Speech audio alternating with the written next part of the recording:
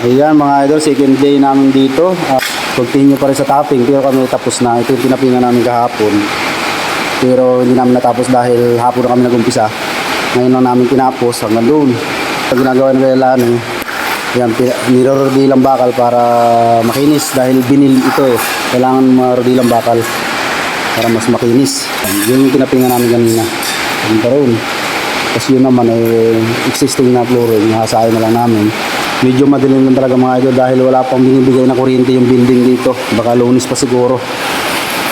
Tubig naman meron na kami. Kuryente lang ang wala. Kaya madilim. Tapos Lunes, mag-uumpisa na kami magsiling.